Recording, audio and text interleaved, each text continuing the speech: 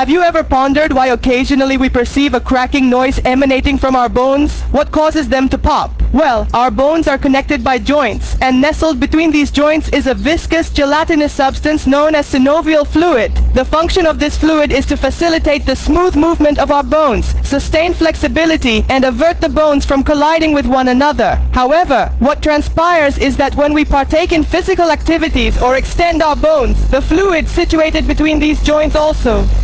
As a result of this phenomenon, air bubbles start to develop within that synovial fluid. Consequently, when these bubbles form and eventually burst, a cracking sound is produced. Some individuals hold the belief that cracking bones might lead to arthritis or that the bones could become weakened. However, that is not the case. Destruction crackling, mommy do the drama of mommy.